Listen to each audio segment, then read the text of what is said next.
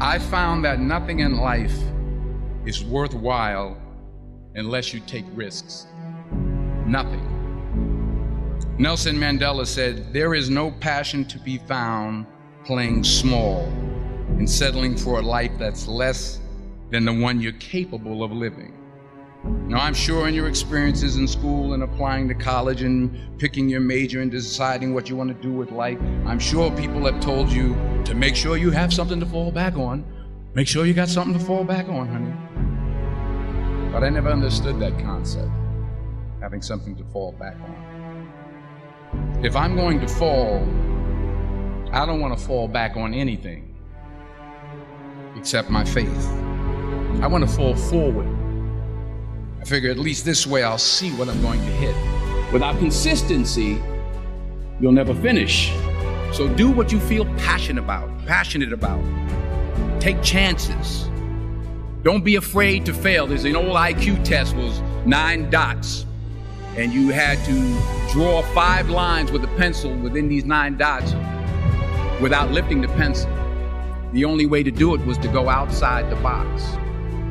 Don't be afraid to think outside the box. Don't be afraid to fail big, to dream big. But remember, dreams without goals are just dreams. Reggie Jackson struck out 2,600 times in his career, the most in the history of baseball. But you don't hear about the strikeouts. People remember the home runs. Fall forward. Thomas Edison conducted 1,000 failed experiments. Did you know that? I didn't know that. Because the 1,001st was the light bulb. Fall forward. Every failed experiment is one step closer to success. You've got to take risks, and I'm sure you've probably heard that before, but I want to talk to you about why that's so important. You will fail at some point in your life. Accept it. You will lose. You will embarrass yourself. You will suck at something. There's no doubt about it.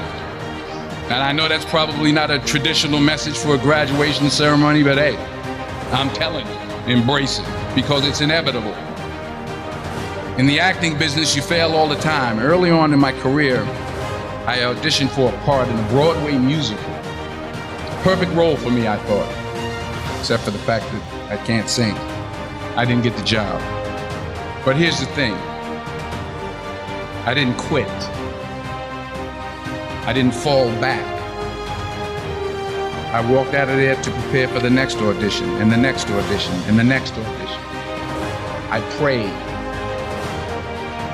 I prayed, and I prayed. But I continued to fail, and fail, and fail. But it didn't matter, because you know what? There's an old saying, you hang around the barbershop long enough, sooner or later you're gonna get a haircut. So you will catch a break, and I did catch a break. Last year, I did a play called Fences on Broadway. But here's the kicker. It was at the Court Theater. It was at the same theater that I failed that first audition 30 years prior. The point is, every graduate here today has the training and the talent to succeed. But do you have the guts to fail? If you don't fail, you're not even trying. I'll say it again. If you don't fail, you're not even trying. My wife told me this great expression. To get something you never had, you have to do something you never did. It says, imagine you're on your deathbed, and standing around your deathbed are the ghosts representing your unfulfilled potential. The ghost of the ideas you never acted on. The ghost of the talents you didn't use. And they're standing around your bed, angry, disappointed, and upset. They say, we came to you because you could have brought us to life, they say. And now we have to go to the grave together.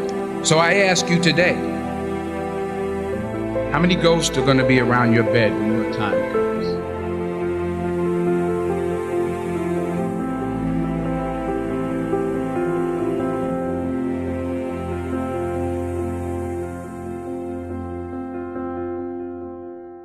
I just got back from South Africa. It's a beautiful country, but there are places there with terrible poverty that need help.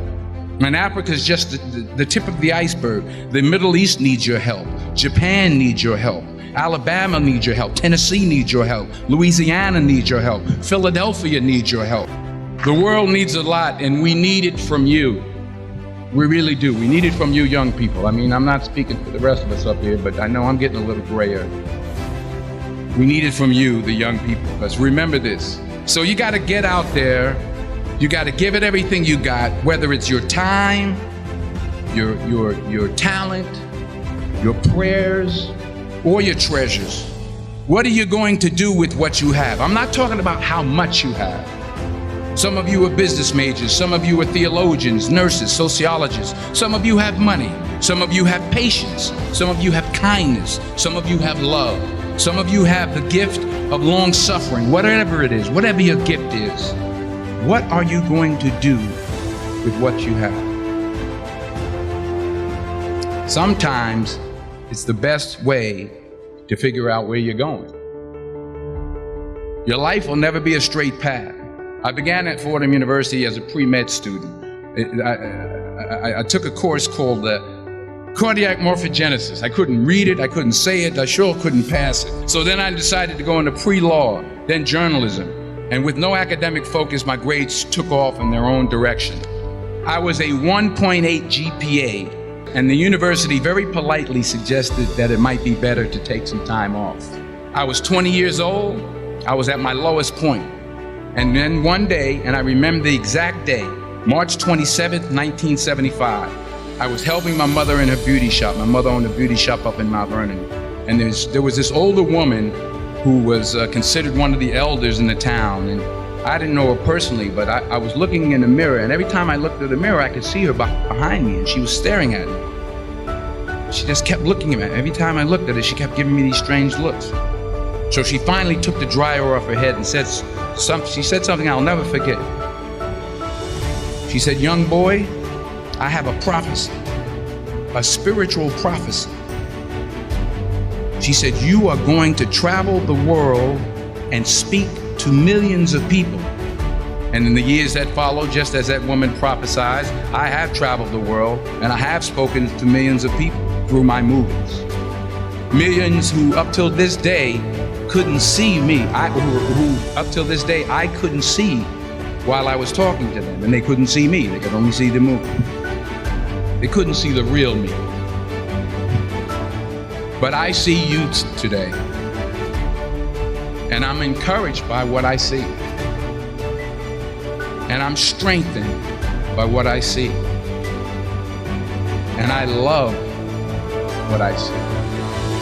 Because taking risk is not just about going for a job. It's also about knowing what you know and what you don't know. It's about being open to people and to ideas. Never be discouraged.